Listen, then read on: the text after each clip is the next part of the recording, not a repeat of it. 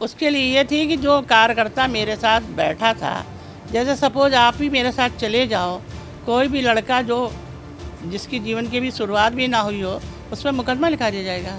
उस पर मुकदमा लिखा दिया गया और हर्जेंट एक्ट लिखा दिया गया। पुलिस इंस्पेक्टर जो है उसका अपना कोई दिमाग नहीं है और हम समझते हैं एक वर्दी धारण करके, कोई पद धारण करके रबड़ स्टैम्प पेपर की तरह काम नहीं करना चाहिए। हमने यही कहा था कि आप ब्राह्मण का वोट लेते हैं, लेकिन ब्राह्मणों को नीचा दिखाने की कोई कसर नहीं रखते। जितने ब्राह्मण अधिकारी हैं उनको नीचा दिखाएगा। उनका कोई जवाब आया है क्या बातचीत? कोई किसी मंत्री का कोई नहीं, सभी लोग बिजी थे, सभी अपने काम में मस्त थे। कोई बात नहीं, हम भी अपने काम में मस्त थे। हमने कहा धरने में बैठ जाते हैं, जब कोई ना कोई सुनेगा ही। जो लोग आज उनके आगे हाथ जोड़ के, सांसद जी जैसे मुख्यमंत्री आते हैं, हाथ जोड़ के खड़े हो जाते हैं, अपनी जाति व्यवस्था की गुहार करने लगते हैं। उत्तर प्रदेश में पुलिस और भारतीय जनता पार्टी के नेताओं के बीच में संघर्ष और तनाव की स्थिति कोई नई बात नहीं है, लेकिन कानपुर देहात में कल ऐसी घटना हुई कि सरकार में मंत्री प्रतिभा शुक्ला को एक इंस्पेक्टर के खिलाफ और अपनी ही सरकार की पुलिस के खिलाफ धरने पर बैठना पड़ा। आला अधिकारी मौके पर पहुंचे, मनाने की कोशिश करी। नाराज़गी इतनी थी कि वो नाराज़गी उत्तर प्रदेश के उप मुख्यमंत्री और स्थानीय सांसद के ऊपर भी जमकर निकली। क्या था पूरा मामला, इस पर बात करने के लिए हमारे साथ मौजूद हैं उत्तर प्रदेश सरकार में मंत्री प्रतिभा शुक्ला जी। प्रतिभा जी, कल एक जो वीडियो वायरल हुआ है, आप ही की सरकार है, आप उसमें मंत्री हैं, आप ही के लोग हैं, फिर भी अधिकारी आपकी बात नहीं सुन रहे कि आपको धरने पे बैठना पड़ा और कई घंटों तक बैठना पड़ा। देखिए, हमारे मुख्यमंत्री जी की तो मंशा है कि न्याय हो और किसी के साथ अन्याय ना किया जाए, लेकिन हम समझते हैं कि अर्थयुग है और पैसे के आगे सब कुछ गौड़ है। मुख्यमंत्री जी ये सोच रहे हैं कि सब उनका कहना मान रहे हैं, लेकिन जब जहाँ पैसे की बात आती है वहाँ अधिकारी बिल्कुल कहना नहीं मान रहे हैं, चुपचाप गलत काम में लगे हुए हैं, संलिप्त हैं। और हमारे यहाँ जिला अधिकारी तो निकलते ही नहीं हैं किसी काम के लिए, कभी भी निकलते ही नहीं है बाहर। कोई भी सम्मेलन हो, कोई भी बात हो, आधे घंटे 1 घंटे के ज़्यादा समय वो किसी जनता को देते ही नहीं है, जनता की बात सुनते ही नहीं है। यही कारण होता है कि हर समय विवाद की स्थिति बनी रहती है, क्योंकि जहाँ का जिला अधिकारी ही नहीं ध्यान देगा। मुझसे कहने लगे कि आप तो किसी व्यक्ति को पर्सनल लाभ दे रही थी। बात उस समय की घटना थी जब एक विधायक निधि से सड़क हमारी बन रही है बदलापुर गाँव में। वो हमारी गांव नगर पंचायत में ज़मीन आ रही है जेल में, और वहाँ पर जेल के सामने की ज़मीन है जो कि तहसील न्यायालय बोर्ड से उसमें पास भी हो चुका है कि यहाँ सड़क बना दी जाए, और हमारे पुलिस विभाग के द्वारा भी उसको एनओसी दी जा चुकी है, जबकि वो हमारे टाउन एरिया की ज़मीन भी नहीं थी। लेकिन फिर भी वहाँ का सभासद आता है और ये कहता है कि हम इस काम को नहीं होने देंगे। सरकारी ज़मीन है, सरकारी पैसा है, वो रोकने वाला कौन होता है? मैं तो लखनऊ जा रही थी, फिर मैंने कहा जब इस तरह रुकावट पैदा हो रही काम में तो जाके देख लेते हैं। कभी विधायक निधि का कोई काम होता हम लोग नहीं जाते, कभी भी जो ठेकेदार है वही काम कर रहा होता है। जब वहाँ पर जाते हैं तो वहाँ पर देखते हैं कि उसको काम नहीं करने दे रहे हैं और पूरा सीमेंट गीला घुला पड़ा हुआ है, उसको काम ही नहीं करने दे रहा, अपने सारे लोगों को लेकर खड़ा हुआ है।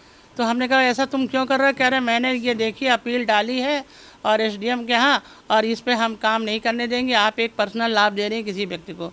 तो हमने कहा मुझे तो नहीं मालूम कि ये पर्सनल लाभ है, गांव का जाने का रास्ता है और तुम इस तरह की रुकावट पैदा नहीं कर सकते। तुम्हें यदि कोई दिक्कत हो रही है तो डीएम ऑफिस में जाओ, हमसे बात करने की तुमको कोई ज़रूरत नहीं है। कहने लगा मुझे तो 2000 वोट का मैं मालिक हूँ, मैं तो सभासद हूँ, मैं बड़ी तोप, पता नहीं जाने क्या क्या बोला। किसकी शय पे आपको लगता है पूरा जो बात? सारा तो उनके चेयरमैन की शय पे बोला, क्योंकि उन्हीं का वो सभासद था, सपा से जीत कर आया था, 3 ही भाजपा के सभासद थे, ये सारे सपा से ही जीत कर आए थे। सपा के ही गलत काम करते हैं, मिट्टी खुदवाते हैं, पूरा जुआ गिलवाते हैं, गलत काम उनको करना है, हमारे ठेकेदार से पैसे। आप मंत्री हैं, चेयरमैन की बात कहाँ मानी जाएगी? कि आपको लगता है इसके पीछे और भी कोई है या चेयरमैन के पीछे भी कोई और है? इसके पीछे ज़रूर कोई ना कोई हो, क्योंकि जब हमने फ़ोन पे बात की, हमने कहा जब वहाँ पर इसको ले जाओ, यहाँ से चौकी इंचार्ज वहीं खड़ा हुआ था, हमने कहा इसको लेके उधर खड़ा करो जाके, मेरे से बहस करा बिना मतलब में। तो वो कहने लगा आप लिख कर दीजिए। तो हमने कहा कैसी पुलिस है आप, कैसी वर्दी धारण कर रखी है? जब कोई 2 लोग लड़ाई कर रहे होंगे तो कागज़ और पेन ढूंढा जाएगा, उनको दोनों को अलग किया जाता है। ये तो निर्णय हम लोग खुद ही करते हैं, इस तरह का निर्णय कहीं नहीं होता कि कागज़ और पेन। तो हमने कहा भैया ढूंढो जरा कहाँ है कागज़ और कहाँ है पेन, तो फटाफट लिखो एप्लीकेशन। तो हमारा वहीं पर ठेकेदार एप्लीकेशन लिख देता है कोई लड़का और उसको दे दी जाती है, तब वो उसको लेकर वहाँ से हटते हैं। तब तक मान लीजिए लड़ाई हो जाती तो हमारे लोग तो सब हैं, हमारे सामने कभी कोई गाली गलौज नहीं करता, कभी कोई किसी भी तरह की माँ बहन की तो गाली दी ही नहीं जा सकती, कोई अभद्र टिप्पणी भी नहीं करते हैं, क्योंकि वो कहते हैं कि आप महिला हैं तो हम आपके सामने इस तरह की बातें नहीं करते हैं। ये तनाव की स्थिति पुलिस से कैसे उत्पन्न हुई इस पूरे पुलिस जब उसको पकड़ नहीं रही थी ना, सभासद को हटा के ले जाना चाहिए। जब दो लोग झगड़ा कर रहे हैं, एक को हटा दिया जाता है, झगड़ा अपने आप ख़त्म हो जाता है और विवाद की स्थिति कभी नहीं आती, हरदम ऐसा ही होता आया है। कभी भी कोई विवाद हुआ, इतने साल की राजनीति है, 25 साल हो रहे हैं, 2007 से पहले हम लोग आए हैं, आज तक मैंने कभी कोई मुकदमा नहीं लिखाया। पहली बार जब उन्होंने वादा किया कि एप्लीकेशन लिख कर दो, तो हमने लिख के भाई दे दी। जब आप हटाओगे ही नहीं तो हो सकता है झगड़ा ज़्यादा खड़ा हो जाता, किसी का सिर फूट जाता। तो उस स्थिति को हटाने के लिए तो हमें कहना ही पड़ा, लो भाई एप्लीकेशन लिखो जाके मुकदमा। अब एप्लीकेशन दी है तो मुकदमा लिखेगा ही लिखेगा। इसमें उन्होंने हल्की धारा में उसमें मुकदमा लिखा। आपकी नाराज़गी थी कि कार्रवाई ढंग से इंस्पेक्टर ने? उसके बाद की घटना के बाद हमने इंस्पेक्टर से बात की कि आप मुकदमा लिखकर हमें दीजिए, इसमें जो भी लिखा है आप हमें व्हाट्सएप पे डालिए कॉपी। तो उन्होंने कहा मेरे पास बड़ा टेंशन, मेरे पास बड़ा दबाव, मैं बड़ा प्रेशर में हूँ, मेरे पास टाइम नहीं है बात करने का, और अभी एक बयान के लिए कोर्ट लड़की जा रही है, एक यहाँ एक वहाँ, बहुत सारी बातें एक सांस में कह डाली। मेरी बात पूरी भी नहीं हो पाई। मोबाइल पे जो लोग हल्का सुन रहे थे उनको भी बड़ा ख़राब लगा कि इंस्पेक्टर इतना ज़्यादा ओवर काम पे लदा हुआ है बेचारा, जिसके पास काम इतना ज़्यादा है कि मंत्री से बात भी नहीं कर सकता। फिर भी हमने उसको अवॉइड किया, क्योंकि हमने कहा भाई चलो मेरा 1 महीने का व्रत चल रहा है, हमें किसी भी तरह से किसी को अपमानित नहीं करना है। जो हमारा लक्ष्य होता है व्रत रहने का मतलब होता है हम किसी का अपमान ना करें और किसी को ऐसी कोई वाणी ना बोलें जिसके हृदय में चोट लगे। लेकिन अब वो बार बार बाध्य कर रहे हैं कि आप किसी न किसी तरह बोलिए। फिर भी हम लोग वहाँ से एसडीएम को बुलाकर पूरी बातचीत करके कि आपके कोर्ट में जो भी पड़ा है मुकदमा उसको देखिए, जो सरकारी ज़मीन है सही निर्णय करके दीजिए जिससे झगड़े की स्थिति ना पैदा हो, और ये कह के चले आए। दूसरे दिन सारे सभासद जा रहे हैं, एप्लीकेशन दे रहे हैं कि प्रतिभा शुक्ला एक पर्सनल लाभ के लिए, एक व्यक्ति को लाभ देने के लिए वहाँ सड़क बनवा रही हैं। विधायक निधि के पास इतना पैसा थोड़ा ना होता है, तो गांव विकास के लिए पैसा है, हम तो टाउन एरिया में दे ही नहीं सकते, क्यों दें? उनकी समझ अपनी। गया मैं आपकी बातें, लेकिन ये जानना चाह रहे हैं कि जो आप धरने पे कल बैठी थी पुलिस के खिलाफ, आपकी नाराज़गी उसके लिए क्या थी? उसके लिए ये थी कि जो कार्यकर्ता मेरे साथ बैठा था, जैसे सपोज आप ही मेरे साथ चले जाओ, कोई भी लड़का जो जिसकी जीवन की भी शुरुआत भी ना हुई हो, उस पर मुकदमा लिखा दिया जाएगा। उस पर मुकदमा लिखा दिया गया और हर्जेंट एक्ट लिखा दिया गया, और उसके साथ साथ वो जो 3 लोग थे जिन्होंने अपनी ज़मीन दी थी उन पर भी लिखा दिया गया। तो हमारा ये कहना है कि वो तो वहाँ पर रहते हैं, कोई बात नहीं, तुम्हारी लड़ाई होगी, लेकिन जो लड़का मेरे साथ गया है, मेरे बगल में बैठा, मेरे सपोर्टिंग में है, वो बोल भी नहीं रहा, उसके खिलाफ मुकदमा क्यों? क्या लगता है किसकी शय पे पुलिस ने मुकदमा? ये पूरा पुलिस इंस्पेक्टर जो है उसका अपना कोई दिमाग नहीं है, और हम समझते हैं एक वर्दी धारण करके, कोई पद धारण करके रबड़ स्टैम्प पेपर की तरह काम नहीं करना चाहिए। आप अपने पद के साथ न्याय नहीं कर सकते जब तक आप स्वयं निर्णय नहीं ले सकते। आप किसी के कहने में, किसी के दबाव में आकर झूठा मुकदमा लिखते हैं। किसके कहने पे? अब चेयरमैन ही बैठा होगा, और कौन वहाँ बैठ सकता है? उसी का सभासद था, उसी के लिए वो काम करता। सभासद क्या उनका नौकर है? पूरा मिट्टी पहुँचाता है, पूरा जुआ खिलवाता, सारे गलत काम करके पैसा कमा के देता उनको काम ही क्या है? उनकी वाइफ तो घर पे बैठी रहती है, उसको निकलने भी नहीं देता। चेयरमैन बना रखा है लेकिन उसको काम ही नहीं करने देता है, अपना ही घूमा करता है, इधर से उधर करते हुए इधर उधर घूमा करता है फालतू में। उसी कुर्सी में बैठता है, सारे निर्णय खुद लेता है। ये तो गलत बात है ना। आप खुद बन जाते, अपनी पत्नी को क्यों बनाया? ये तो महिलाओं का सरासर अपमान है, और दीपाली को हर समय इसी तरह नीचा दिखाने की कोशिश करता है। हालांकि उनका पति पत्नी का मामला मुझे क्या लेना देना है, लेकिन एक महिला है तो उसके अधिकारों की बात तो हम करेंगे। कल वीडियो भी कई वायरल हुए, स्थानीय सांसद जो हैं आपके बोले सिंह, उन पर भी कई आरोप लगाए, या फिर ब्रजेश पाठक को बोले सिंह की ही सारी सह होती है। देखिए, जो दिशा की बैठक हमारे यहाँ होती है वो दिशा की बैठक नहीं होती है, वो होती है कमेंट्स करने की बैठक, एक दूसरे को नीचा दिखाने की बैठक। और एक बार तो हमारी भी हॉट टॉक हो चुकी थी, हमने यही कहा था कि आप ब्राह्मण का वोट लेते हैं लेकिन ब्राह्मणों को नीचा दिखाने की कोई कसर नहीं रखते। जितने ब्राह्मण अधिकारी हैं उनको नीचा दिखाएगा, उनको जाने कितनी तरह से कमेंट्स करेगा। पहले सौम्या पांडे थी, उसको जाने क्या क्या कहा इन्होंने मेरे सामने, मुझे तो बड़ा ख़राब लगा। तब उस समय हॉट टॉक हुई थी, तब हम निकल के बाहर चले आए थे। जहाँ भी कहीं बात होती है, भाई हम सबकी रिस्पेक्ट कर रहे हैं, सांसद हैं, ठीक है, आप उम्र में बड़े हैं तो रिस्पेक्ट हम आपकी करेंगे, लेकिन यदि कहीं ऐसी कोई बात आती जो हमारे पद और हमारे समाज के खिलाफ आएगी या हम नारी सम्मान की बात आएगी तो हम जरूर बोलेंगे। बड़ा आरोप लगा रही हैं कि जाति के ऊपर जो है वो कहीं ना कहीं जो सांसद हैं वो काम रहे थे कि देखो मैं जनेऊ पहनूं, मैंने कहा जनेऊ पहनने से कोई ब्राह्मण नहीं हो जाता, और कर्म से ब्राह्मण होता है, जन्म से भी ब्राह्मण नहीं होता। आप अपने कर्म कहाँ है तो कह रहे ये सब जो बैठे वो ब्राह्मण नहीं। हमने कहा कहाँ है ब्राह्मण? जो सच बोल ना पाए, सही समय पर अपनी बात कह ना पाए, वो कहाँ ब्राह्मण है? कोई भी जात में हम धर्म जब जन्म लेते हैं तो हम पहले उसके दायित्व को पूरा करने के लिए कर्तव्य निष्ठा के साथ काम करते हैं। मान लीजिए हम विधायक बनाया जनता ने, हमारा कार्यकर्ता झूठा है तो उस पर मुकदमा लिख जाए तो हमारा विधायक होना बेकार है, कोई मतलब ही नहीं है।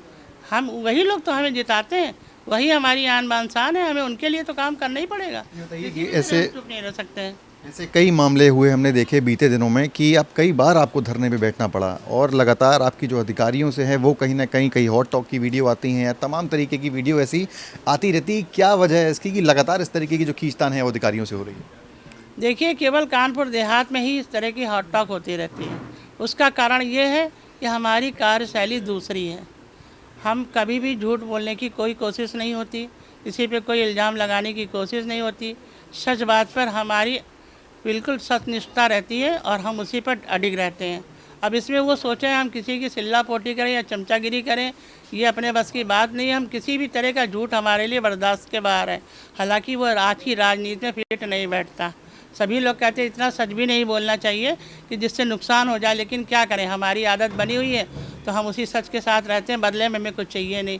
आप देख रहे हैं जो हमारी राजनीति से पहले घर था, आज भी वही मेरा घर, वही पुराना सोफा है।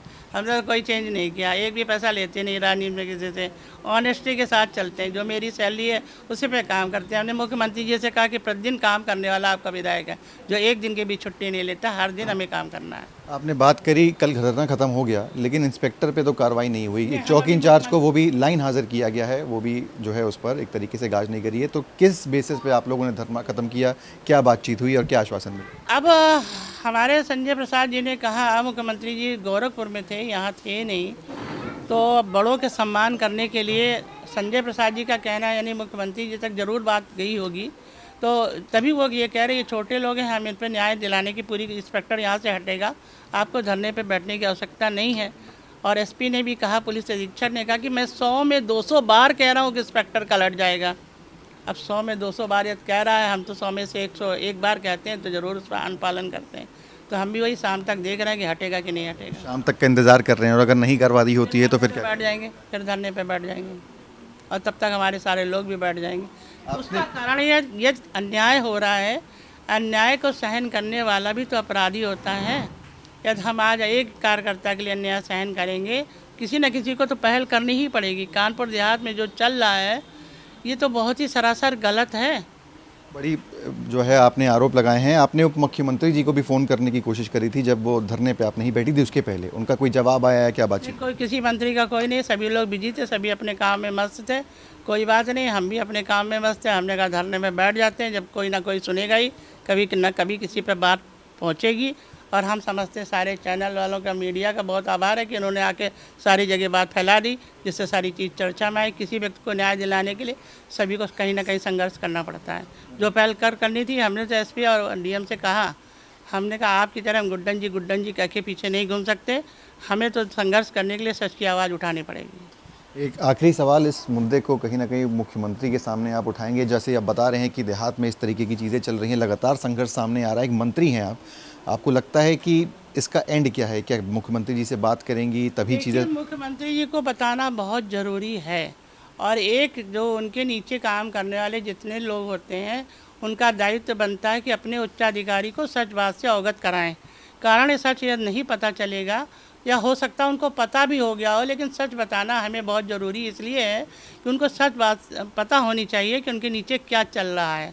जो लोग आज उनके आगे हाथ जोड़ के, सांसद जी जैसे मुख्यमंत्री आते हैं, हाथ जोड़ के खड़े हो जाते हैं, अपनी जाति व्यवस्था की गुहार करने लगते हैं, या गुड्डन भी है या एनी हाउ कोई भी है, तो ये गलत है। मानवता, इंसानियत का रिश्ता सबसे बड़ा रिश्ता होता है एक जनप्रतिनिधि और जनता के बीच में। हम तो ये कहेंगे सच से अवगत कराएंगे, फिर विवेक से निर्णय उनको लेने का अधिकार है। हमारा जो दायित्व है, हम अपने कर्तव्य निष्ठा का पूर्णतया पालन करेंगे कि हमारी जो सरकार है उसके लिए कहीं से भी कोई लीक पोल ना हो, चाहे वो कोई अपना ही व्यक्ति क्यों ना हो। लेकिन अगर अधिकारियों पे जो कार्रवाई नहीं होती, जो आपको आश्वासन दिया गया, तो फिर से धरने पे बैठेंगे? हमारा तो अनुमान है कि ज़रूर होनी चाहिए, क्योंकि वहाँ कोई अस्सी था ही नहीं। मुकदमा झूठा था, एकदम झूठा था, किसी भी तरह से सच था ही नहीं। ये ऐसे ही झूठ के साथ साथ सब लोग रहेंगे तो हम समझते हैं फिर सत्य तो मर जाएगा, ख़त्म हो जाएगा। चलिए, ये थी उत्तर प्रदेश सरकार में मंत्री प्रतिभा शुक्ला, जिनका कई आरोप हैं। अपने ही पार्टी के नेताओं पर कास्ट लाइन से काम करने का आरोप लगाया, प्रशासन पर किसी के इशारों पर काम करने का आरोप लगाया, ना सहयोग देकर किसी को लाभ पहुंचाने का आरोप लगाया। तो तमाम तरीके के आरोप हैं। बताया कि वरिष्ठ नेताओं को बताने की जहमत उठाई, लेकिन फ़िलहाल उनकी तरफ से कोई रिस्पॉन्स नहीं आया। और अगर अभी भी इस पूरे मामले में कार्रवाई नहीं होती है तो एक बार फिर से वो वहीं धरने पर बैठेंगी। वीडियो जर्नलिस्ट शुभम शुक्ला के साथ सिमर चावला, कानपुर।